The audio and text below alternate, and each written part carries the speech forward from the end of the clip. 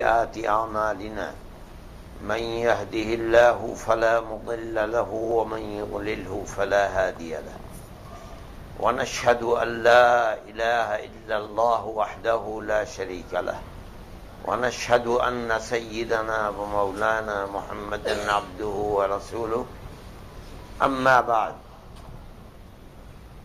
عن معاذ بن جبل رضي الله تعالى عنه أن رسول الله صلى الله عليه وسلم لما بعثه إلى اليمن خرج معه رسول الله صلى الله عليه وسلم يوصيه معاذ راكب على راحلته ورسول الله صلى الله عليه وسلم يمشي تحت راحلته فلما فرغ قال يا معاذ عسى أن لا تلقاني بعد عامي هذا ولعلك أن تمر بمسجدي هذا وقبري فبكى معاذ جشعا بفراق رسول الله صلى الله عليه وسلم ثم أقبل رسول الله صلى الله عليه وسلم بوجهه إلى المدينة على صاحبها الصلاة والسلام وقال إن أولى الناس بي المتقون من كانوا وحيثما كانوا أو كما قال عليه الصلاة والسلام۔ میرے محترم بزرگوں اور دوستوں، میں نے ابھی ایک حدیث آپ کے سامنے پڑھی جو ایک قصہ ہے۔ نبی کریم علیہ الصلاۃ والسلام جزیرۃ العرب پر جب اسلام کی حکومت ہو گئی اور یمن تک اسلام کے حلقہ بگوش بن گئے تو آپ نے ان لوگوں کی تعلیم کے لیے اپنا امیر، یوں کہیے گورنر بنا کر حضرت معاذ بن جبل رضی اللہ تعالی عنہ کو بھیجا۔ جب وہ مدینہ منورہ سے نکلنے لگے تو کیا واقعہ پیش آیا اس کو اس حدیث میں بتا رہے ہیں۔ جب آپ نے مجھے رخصت کیا تو تنہا بس السلام علیکم وعلیکم السلام اور مصافحہ کر کے بھیج دیتے، ایسا نہیں کیا، بلکہ آپ کے ساتھ ساتھ مدینے کی آبادی سے باہر نکلے اور نصیحت کرتے ہوئے نکلے کہ تم جاؤ گے تو اہل یمن کے ساتھ تمہارا معاملہ کس طرح کا ہونا چاہیے، تم تعلیم کس طرح سے دو گے۔ فرماتے ہیں کہ مجھے حکم دیا، میں سواری پر سوار تھا اور آپ نیچے پیدل چل رہے تھے اور نصیحت کرتے ہوئے چلتے رہے۔ جب نصیحت سے فارغ ہو گئے تو مجھ سے فرمایا معاذ ہو سکتا ہے کہ تم اس سال کے بعد پھر مجھے کبھی نہ دیکھ سکو، اور اے معاذ ہو سکتا ہے کہ اب جب تم آؤ تو میری اس مسجد اور میری قبر کے پاس سے تم گزرو گے، میں تمہیں نہیں ملوں گا۔ فرماتے ہیں فبکا معاذ جشعا بفراق رسول اللہ صلی اللہ علیہ وسلم، یہ سن کر اور یہ خیال کر کے کہ میری یہ ملاقات رسول اللہ سے آخری ملاقات ہے، حضرت معاذ رضی اللہ تعالی عنہ آپ کے فراق کے غم میں رونے لگے۔ جب نبی کریم علیہ الصلاۃ والسلام نے یہ دیکھا کہ معاذ پر بہت اثر ہے اور رو رہے ہیں تو چلتے چلتے، آپ تو یمن کی طرف چل رہے تھے، معاذ کے ساتھ ساتھ آپ نے اپنے رخ کو پلٹا اور چہرہ انور مدینہ منورہ کی طرف کر لیا، بس اب تم جاؤ اور ہم جاتے ہیں، اور چہرہ مدینہ منورہ کی طرف کر کے فرمایا ان اول الناس بی المتقون، معاذ دنیا کی یہ قربت چاہے کہیں کی بھی ہو کسی کے ساتھ بھی ہو ہمیشہ کی نہیں ہے. یہاں تو عادت ہے اہل دنیا کی کہ جو آیا ہے کچھ دن کے بعد رخصت ہو جاتا ہے. اگر تم مجھ سے چاہتے ہو ایسی قربت کہ اس قربت کے بعد کبھی دوری نہ ہو تو میں تمہیں بتاتا ہوں مجھ سے سب سے زیادہ قریب اس دنیا میں اور موت کے بعد قیامت کے دن اور قیامت کے بعد جنت میں مجھ سے سب سے زیادہ قریب لوگ وہ ہوں گے جو دنیا میں تقوی کی زندگی گزارتے تھے. من کانوا وحیثما کانوا، چاہے کوئی بھی ہو اور چاہے دنیا میں کہیں بھی بستے ہوں. یہ روایت ہے جو میں نے آپ کے سامنے پڑھی ہے. اس سے پتہ چلا ہے کہ نبی کریم علیہ الصلاۃ والسلام نے حضرت معاذ رضی اللہ تعالی عنہ کو بھیجا اور بھیجتے ہوئے نصیحت فرما رہے ہیں کہ جب تم جا رہے ہو میرے نائب بن کر کے جا رہے ہو تو تمہارا معاملہ ان لوگوں کے ساتھ کیسا ہونا چاہیے. ایک انسان کا دوسرے انسان کے ساتھ معاملہ کیسا ہونا چاہیے. حضرت معاذ بن جبل رضی اللہ تعالی عنہ کو یہ نصیحت فرما رہے ہیں. یہ تو صحابی ہیں، رات اور دن نمازیں رسول اللہ صلی اللہ علیہ وسلم کے پیچھے پڑھتے ہیں، روزے آپ کے ساتھ رکھتے ہیں، جہاد فی سبیل اللہ میں اپنے سر سے کفن باندھ کر اپنی جان کو ہتھیلی پر رکھ کر رسول اللہ صلی اللہ علیہ وسلم کے ساتھ رہتے ہیں، آپ کی زندگی کو دیکھتے ہیں. لیکن آج نصیحت یہ نہیں ہے کہ معاذ نماز قضا نہ ہونے پائے، روزہ چھوٹنے نہ پائے. یہ تو صحابی ہیں، انہوں نے تو جو تربیت رسول اللہ سے حاصل کر لی ہے اس کے اوپر پہاڑ سے زیادہ مضبوط ہیں. پہاڑ ٹل سکتا ہے، یہ لوگ رسول اللہ کی زندگی سے دائیں بائیں نہیں ہو سکتے. آج کیا نصیحت فرما رہے ہیں کہ معاذ جاؤ گے تو تمہارا معاملہ ان کے ساتھ کیسا ہونا چاہیے. نصیحت یہ ہے تم ان کو بلاؤ گے کس چیز کی طرف، تم دین کو پیش کیسے کرو گے، تم ان کے ساتھ اٹھنا بیٹھنا اپنے معاملات کس طرح کے رکھو گے، یہ نصیحت فرما رہے ہیں. اور اس کے بعد یہ فرماتے ہیں کہ اب میرا آخری وقت ہے. کیا مطلب ہے کہ اللہ نے مجھے جس چیز کے لیے بھیجا تھا اپنے دین کو قائم کرنے کے لیے، وہ مقصد آہستہ آہستہ 23 سال کے اندر پورا ہو گیا. اب دنیا میں میرے رہنے کی کوئی ضرورت نہیں ہے. اور اسی کو قرآن کے اندر فرمایا گیا تھا کہ آپ کو تو دنیا میں بھیجا گیا ہے اللہ کے دین کے جھنڈے کو بلند کرنے کے لیے.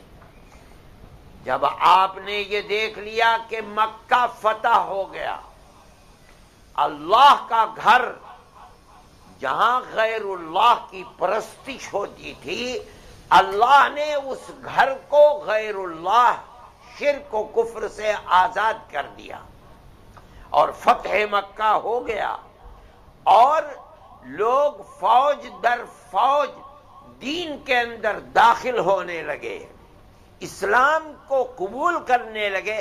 اب آپ سمجھ لیجئے کہ آپ کی بعثت کا مقصد پورا ہو گیا. رسول اللہ صلی اللہ علیہ وسلم جانتے ہیں اس کو. اس لیے حضرت معاذ رضی اللہ تعالیٰ عنہ سے فرما رہے ہیں میں تمہیں بھیج رہا ہوں خوب سمجھ لو کہ یہ میری تمہاری ملاقات آخری ملاقات ہے. اب جب آؤ گے تو میں نہیں ملوں گا. ہاں، میری اس مسجد اور میری قبر کے پاس سے تم گزرو گے. لیکن حضرت معاذ رضی اللہ تعالی عنہ پر یہ پہاڑ بن کر بجلی کی طرح گر رہی ہے کہ اب میری یہ ملاقات رسول اللہ صلی اللہ علیہ وسلم سے آخری ملاقات ہے. لیکن اللہ کے نبی کی ہدایت ہے کہ جاؤ. اس لیے معاذ جا رہے، یہ نہیں کہا کہ یا رسول اللہ میں آپ کے فراق کو برداشت نہیں کر سکتا، میں نہیں جاؤں گا یمن. کیسے آپ کو چھوڑ کر کے جاؤ؟ اب آپ سے ملاقات نہیں ہوگی. نہیں، آپ کا حکم ہے، میں جا رہا ہوں. آپ جس امانت کو میرے سپرد کر رہے ہیں اس امانت کو تا بمقدور ادا کرتا رہوں گا. لیکن نبی کریم علیہ الصلوۃ والسلام جب ان کے رونے کو دیکھتے ہیں تو فرماتے ہیں کہ معاذ، دنیا کی کوئی ملاقات ایسی نہیں ہے جو اپنے اندر ہمیشگی رکھتی ہو. یہاں تو جس سے بھی ملاقات ہوئی ہے 2 دن کی ہے، 10 دن کی ہے، سال کی ہے، 2 سال کی ہے، 50 کی ہے، 100 کی ہے، پھر اس کے بعد فراق ہو نہیں ہونا ہے. میں تم کو بتاتا ہوں کہ اگر واقعتاً تم مجھ سے ایسے ملنے اور قربت کو چاہتے ہو کہ جس قربت کے بعد کبھی دوری نہ ہو تو اس کا نسخہ میرے پاس ہے، میں تمہیں بتاتا ہوں. وہ نسخہ کیا ہے؟ فرماتے ہیں المتقون، وہ لوگ ہیں جو زندگی تقوی کی گزارتے ہیں، جو دنیا میں متقی بن کر رہیں گے. میں کہتا ہوں وہ مجھ سے قریب رہیں گے اور سب سے زیادہ قریب رہیں گے، اور ان کی قربت مجھ سے ایسی ہوگی کہ کبھی وہ قربت دوری سے تبدیل نہیں ہوگی. وہ قربت، اگر تم مجھ سے قربت کے سچے طالب ہو تو دنیا کے اندر وہ قربت کسی کو میسر نہیں ہے. ہوگی کچھ دنوں کے بعد ختم ہو جائے گی. صحابہ کرام رضوان اللہ علیہم اجمعین جن کی محبت رسول اللہ صلی اللہ علیہ وسلم سے ایسی تھی کہ آپ کے سوا دنیا کے بندوں میں کسی سے ان کی محبت ایسی نہیں تھی، چاہے وہ ابو بکر ہوں، چاہے عمر ہوں، چاہے عثمان ہوں، چاہے علی ہوں، ہر ایک کی صحبت دوری سے بدل گئی. اس لیے کہ دنیا میں کوئی انسان ہمیشہ کے لیے نہیں ہے. ایک ہی ذات ہے جو ہمیشہ سے ہے اور ہمیشہ رہنے والی ہے، وہ اللہ کی ذات ہے. چاہے کوئی ولی ہو، چاہے شیخ ہو، چاہے عالم ہو، چاہے رسول ہو، چاہے نبی ہو، اس دنیا میں ہر آدمی ایک عمر لے کر آیا ہے، اس کے بعد اسے اس دنیا سے جانا ہے. ایک دوسری دنیا قائم ہوگی. اس دنیا کے اندر جو جس سے قریب ہے پھر وہ بدلنے والا جنت کے اندر نہیں ہے. اللہ کا نبی اسی کو فرما رہے ہیں کہ اے معاذ، اگر تم یہ چاہتے ہو کہ مجھ سے قریب رہو سب سے زیادہ، ایسی قربت جو کبھی دوری سے نہ بدلے، تو میں تمہیں بتاتا ہوں تقوی کی زندگی کو اپناؤ. اگر تم متقی بن کر دنیا میں رہو گے تو میں آج آخرت سے پہلے اسی دنیا میں تمہیں بشارت دیتا ہوں کہ تم مجھ سے سب سے زیادہ قریب رہو گے. یہ میرا ایک ضابطہ ہے دیا ہوا تمہیں، اصول، کہ مجھ سے سب سے زیادہ قریب، ایسا قریب جس کی قربت کبھی بدلے گی نہیں. کون ہے؟ المتقون، من کانو، چاہے جو بھی ہوں، عرب میں ہوں، عجم میں ہوں، آج ہوں، آج سے 1000 سال کے بعد ہوں، دولت مند ہوں، فقیر ہوں، بادشاہ ہوں، رعایا ہوں، شہر کے رہنے والے ہوں، دیہات کے رہنے والے ہوں، اس سے کوئی بحث نہیں، مرد ہوں، عورت ہوں، جو بھی ہے، من کانو، چاہے کوئی بھی ہو، کسی برادری سے تعلق رکھتے ہوں، کسی قبیلے کے لوگوں، کسی کی کوئی صرف ایک خصوصیت ہے، متقی ہوں۔ پھر وَحَيْثُ مَا كَانُوا، چاہے دنیا کے کسی بھی ملک میں آباد ہوں۔ یہ نہیں ہے کہ میری قربت مدینے والوں کو حاصل ہوگی، مکے والوں کو حاصل ہوگی، یمن والوں کو نہیں ہوگی، ہانگ کانگ والوں کو نہیں ہوگی، ہندوستان پاکستان والوں کو نہیں۔ اللہ کا نبی فرماتا ہے چاہے جہاں آباد ہو، اگر میری قربت چاہتے ہو تو صرف ایک ہی شرط ہے، تقوی کی زندگی۔ جو دنیا میں متقی بن کر رہے گا وہ میری قربت کا حقدار بنے گا، ایسی قربت کہ اس قربت کے بعد کبھی دوری نہیں ہوگی، اور وہ تو جنت ہے۔ میرے بھائی، متقی کہتے کس کو ہیں؟ اور متقی، تقوی اتنی بڑی چیز ہے، قرآن کہتا ہے اعدت للمتقین، ہم نے جنت کو بنایا، جنت بنائی گئی ہے متقیوں کے لیے۔ اللہ اکبر، یہ جنت حقدار اس کے متقی ہیں۔ دوسری جگہ فرماتے ہیں تلک الجنت التی نورث من عبادنا من کان تقیا، یہ جنت جو ہم نے بنائی ہے، اور کیسی جنت ہے، اللہ اکبر، اس دنیا میں تو اس کا تصور بھی مشکل ہے۔ وہ جنت ہم نے ان اپنے بندوں کے لیے بنائی ہے جو دنیا میں متقی ہو کر، متقی بن کر زندگی گزارتے ہیں۔ یہ اتنی بڑی چیز جس کو تقویٰ کہا جا رہا ہے، اللہ نے جنت انہی لوگوں کے لیے بنائی ہے۔ رسول اللہ فرما رہے ہیں کہ میری محبت، اور جو شخص مجھ سے قربت کا طالب ہے، اور ایسی قربت کہ وہ قربت کبھی تبدیل نہیں ہوگی، وہ اس کو حاصل ہوگی جو متقی۔ تو سوال پیدا ہو، تقویٰ ہے کیا چیز؟ دیکھو، عربی زبان کے اندر تو تقویٰ کہتے ہیں ان تجعل بینک و بین ما تخاف تقاتا تقیک منہ، جس چیز سے تجھے ڈر لگتا ہے، شیر ہے، آگ ہے، دشمن ہے، اپنے اور اس چیز کے درمیان ایسی دیوار کھڑی کر لے کہ اس کا نقصان تجھے پہنچنے نہ پائے، اس کا نام ہے تقویٰ۔ شیر سے ڈر لگتا ہے، اپنے اور شیر کے درمیان ایسی خندق کھود لے یا ایسی دیوار بنا لے کہ شیر تجھے حملہ کر کے چیر پھاڑ نہ سکے، یہ تقویٰ ہے۔ آگ سے ڈر لگتا ہے، اپنے اور آگ کے درمیان میں ایسی دیوار کھڑی کر لے کہ آگ تجھ تک نہ پہنچ سکے، اس کو تقویٰ کہتے ہیں۔ اب اللہ کہیں فرماتا ہے تقوی کو اختیار کرو، یہ اصطلاح ہے اسلام کی۔ تقویٰ کسے کہتے ہیں؟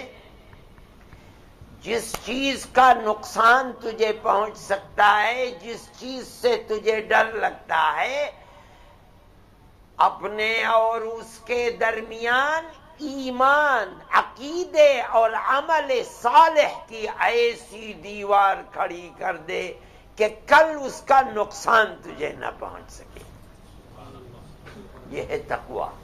اب قرآن کہتا ہے کہیں وَاتَّقُوا النَّارَ، جہنم کی آگ سے تقوی کو اختیار کرو. کیا مطلب ہے؟ اپنے اور جہنم کے درمیان ایمان، عقیدے اور عمل صالح کی دیوار کھڑی کر دو.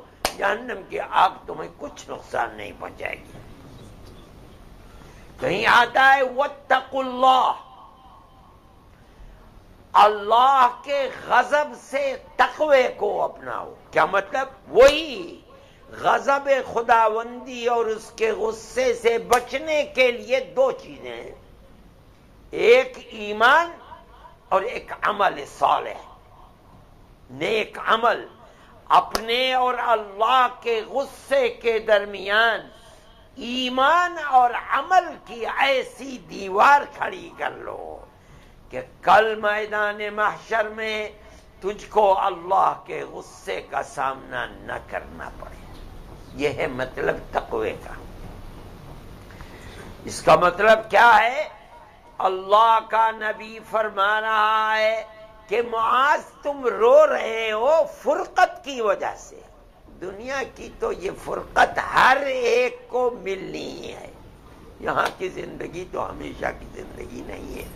اگر تمہارے دل کے اندر مجھ سے سچی محبت ہے اور تم یہ چاہتے ہو کہ مجھ سے ایسی قربت تمہیں میسر ہو کہ وہ قربت کبھی بدل نہ سکے فراق سے، تو بس ایک ہی نسخہ ہے.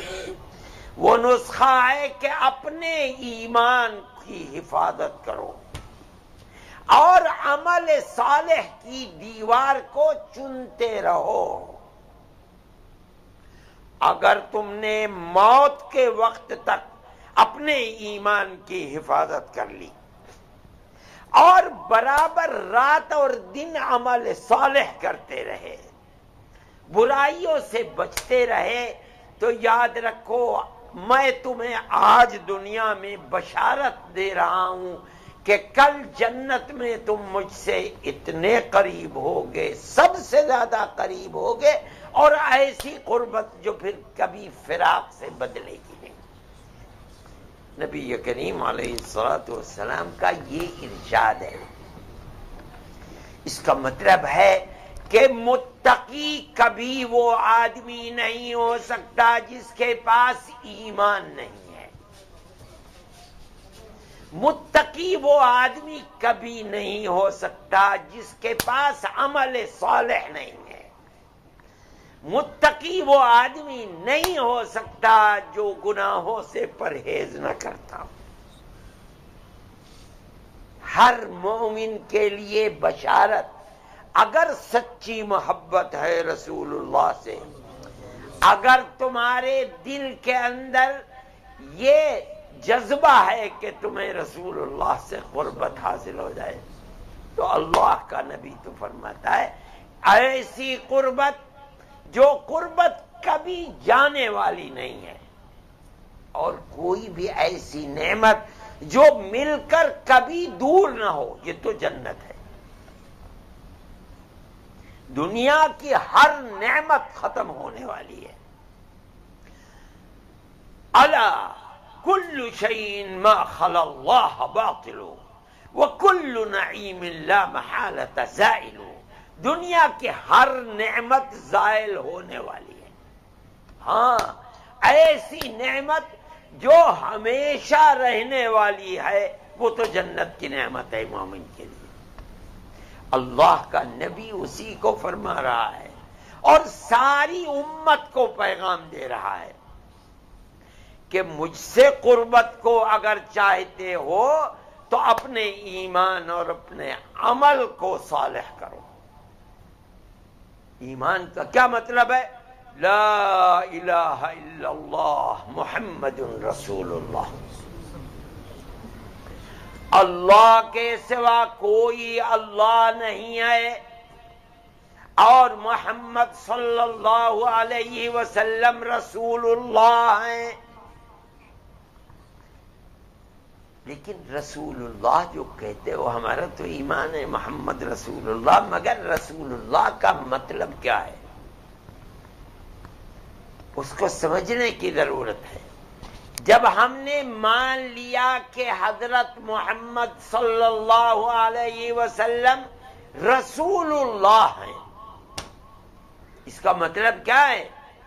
اس کا مطلب ہے کہ ہمارا عقیدہ ہے دل سے دماغ سے کہ حضرت محمد صلی اللہ علیہ وسلم کی زبان مبارک سے جو بات نکلی وہ حق ہے۔ کیوں؟ اس لیے کہ رسول اللہ ہے، رسول اللہ کی زبان سے غلط بات نہیں نکل سکتی۔ رسول اللہ نے جو عمل کیا وہ حق ہے، رسول اللہ غلط کام نہیں کر سکتا۔ رسول اللہ نہ غلط بات کہہ سکتا ہے، نہ رسول اللہ غلط کام کر سکتا ہے۔ کیوں؟ اس لیے کہ جب ہم نے مان لیا کہ محمد رسول اللہ ہے، اس کا مطلب ہے کہ آپ کی زندگی ہر غلطی سے پاک ہے، نہ آپ کی زبان سے غلط بات نکل سکتی ہے، چاہے ہماری کھوپڑی میں آئے نہ آئے، اس سے کوئی بحث نہیں۔ جب اللہ کے نبی نے فرما دیا تو وہ بات صحیح ہے، جب کسی عمل کو کر لیا وہ عمل صحیح ہے، یہ ہمارا ایمان ہے، ہمارے دماغ میں آئے یا نہ آئے اس سے کوئی بحث نہیں۔ یہ مطلب محمد رسول اللہ کا، اور امت اس پر قائم ہے بنیادی طور پر۔ ارے بھائی یہ قرآن رکھا ہوا ہے، ہمارا ایمان ہے کہ یہ اللہ کی کتاب ہے، حضرت محمد صلی اللہ علیہ وسلم کے مبارک سینے پر اتری ہے۔ 1400 سال سے یہی عقیدہ ہے، ہم اس کتاب کو سر پر رکھتے ہیں، سینے سے لگاتے ہیں، نمازوں کے اندر پڑھتے ہیں، ویسے بھی پڑھتے ہیں۔ یہ بتاؤ کس نے دیکھا ہے کہ یہ کتاب آسمان سے رسول اللہ پر اتری ہے؟ کوئی دیکھنے والا ہے؟ کوئی تو نہیں ہے۔ لیکن ہمارا ایمان ہے، ہمیں ٹکڑے ٹکڑے کر دو، جان سے مار دو، ہم یہی کہیں گے کہ یہ اللہ کی کتاب ہے۔ کیوں کہیں گے؟ رسول اللہ نے فرمایا ہے کہ اللہ کی کتاب ہے، ہماری آنکھوں نے نہیں دیکھا، ہم نے نہیں دیکھا اتر، ہم مانتے ہیں۔ جیسے آنکھ سے دیکھ کر یقین ہے، اسی طرح رسول اللہ کی زبان سے نکلا یقین ہے۔ بھئی مسلمان کا عقیدہ ہے کہ جب مرے گا قبر کے اندر فرشتے آئیں گے، اٹھائیں گے، کہیں گے من ربکا، تیرا رب کون ہے، تیرا دین کیا ہے، اور یہ کون ہے؟ رسول اللہ صلی اللہ علیہ وسلم۔ بھلا بتائیے، ساری دنیا کے ڈاکٹر کہیں گے غلط غلط، مر گیا مر گیا، اب کیسی زندگی؟ اللہ کے نبی نے فرمایا کہ جب لے کر مردے کو چلتے ہیں تو مردہ کہتا ہے قدمونی قدمونی، مجھے جلدی لے کر چلو، جلدی، اگر وہ مومن ہے۔ کیوں؟ اس لیے کہ اللہ کا نبی فرماتا ہے وہ خدا کی رحمت منتظر ہے، قبر میں یہ دیکھ رہا ہے۔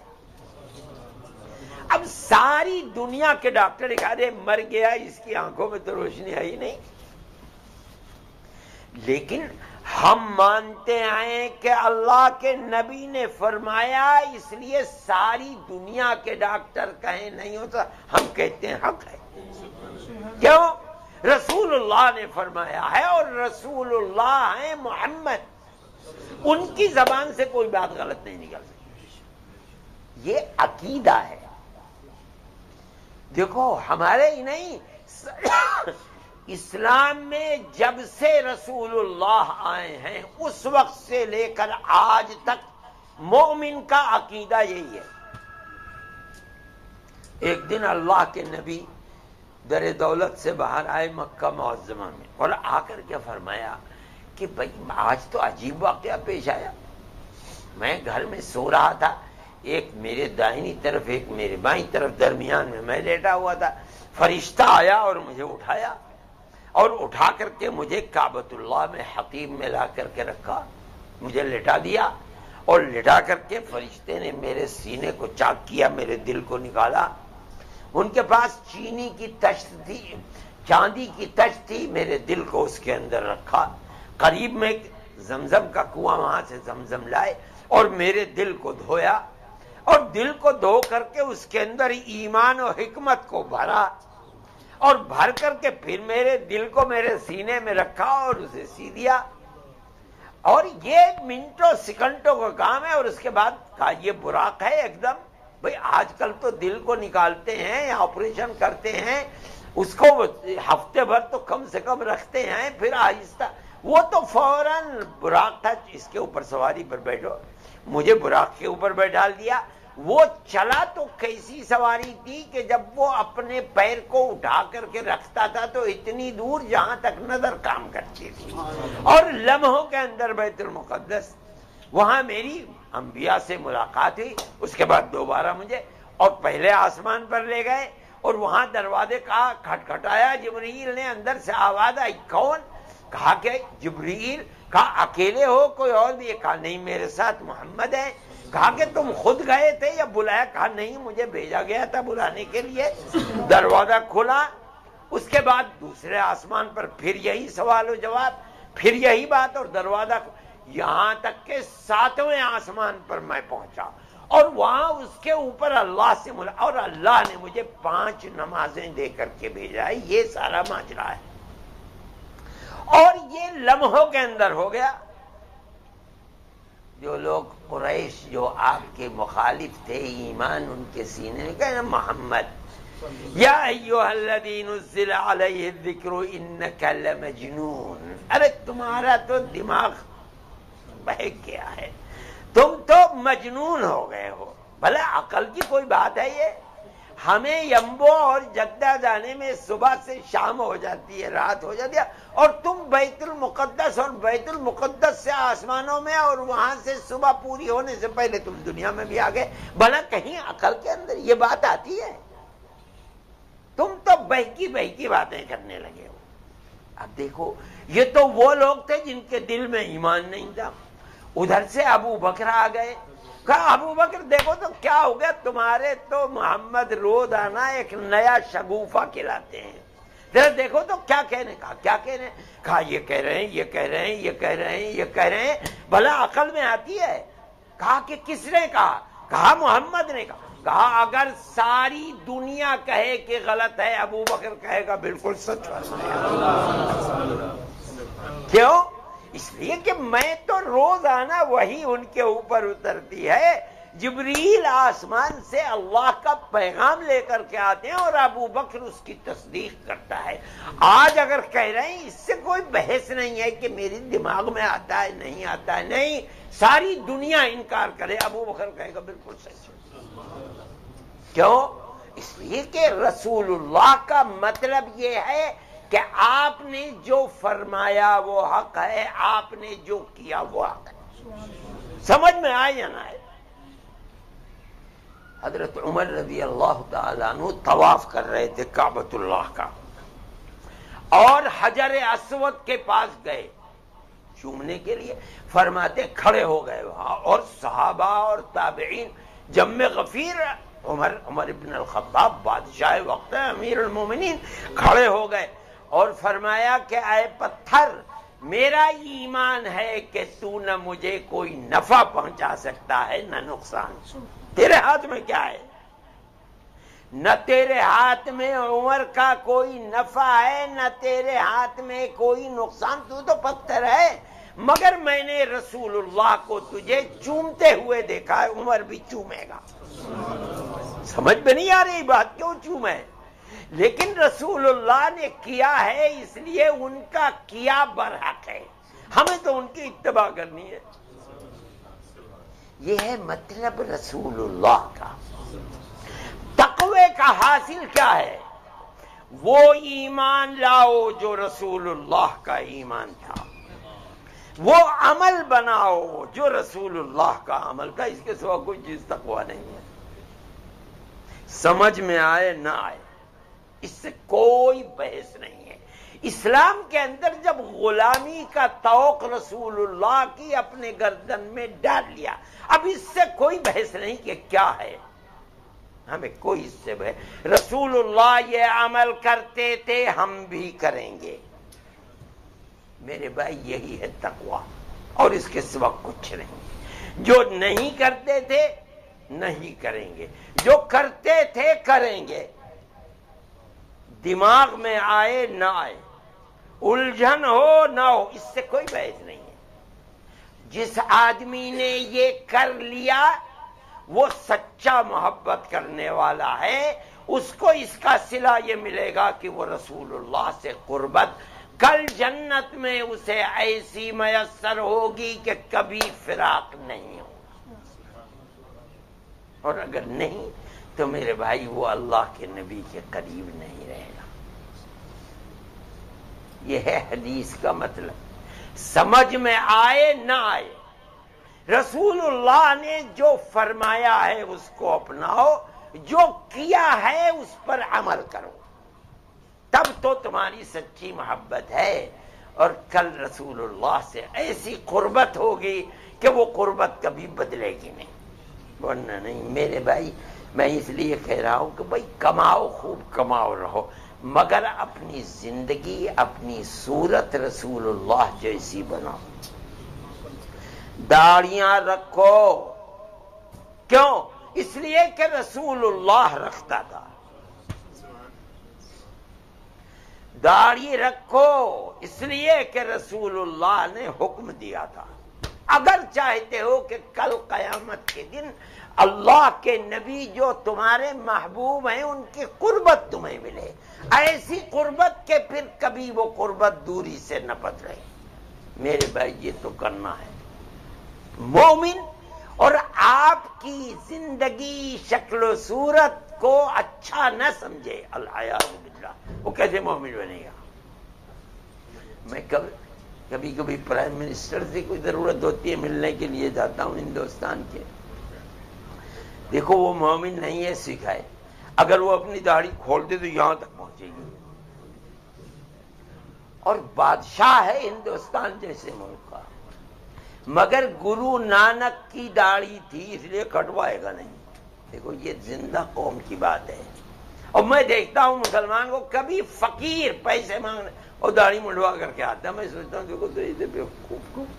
میرے بھائی اللہ کے نبی کی محبت، اور جو مومن اور ہر مومن چاہتا ہے کہ کل قیامت کے دن اس سے شفاعت کی بھیک مانگے گا، اور رسول اللہ شفاعت فرمائیں گے، مگر شفاعت کا حقدار بننے کے لیے اس محبت کا اظہار کرنا پڑے گا کہ آپ نے جو فرمایا وہی حق ہے، جو کیا وہی حق ہے۔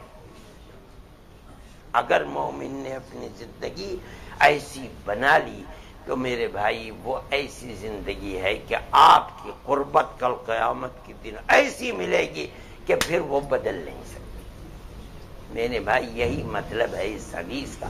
اس لیے میرے بھائی جہاں رہو کماؤ، جو جی چاہے، حلال کماؤ، حرام نہ کماؤ، حلال میں خرچ کرو، حرام میں خرچ نہ کرو، اور اپنا صورت اور اپنی سیرت دونوں رسول اللہ جیسی بناؤ، تاکہ اللہ کی رحمت رات اور دن برسے، اللہ کی قربت میسر ہو، اللہ کے نبی کی قربت میسر ہو، اور ایسی قربت جس کے بعد کبھی دوری نہ ہو۔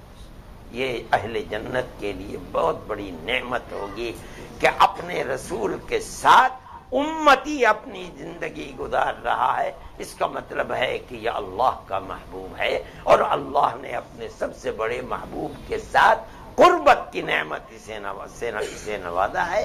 اللہ ہم سب کو عمل صالح کی توفیق عطا فرمائے، اور میرے بھائی ایمان آخری سانس تک اللہ اس کی حفاظت فرمائے، ہماری دنیا اور ہماری آخرت کو اللہ بہتر فرما دے، اور ہمیں تقوی کی زندگی گزارنے کی توفیق اللہ عطا فرمائے، ہمارے ظاہر اور باطن کو بہتر فرما دے، اور اللہ ہمیں دین و ایمان پر استقامت عطا فرمائے۔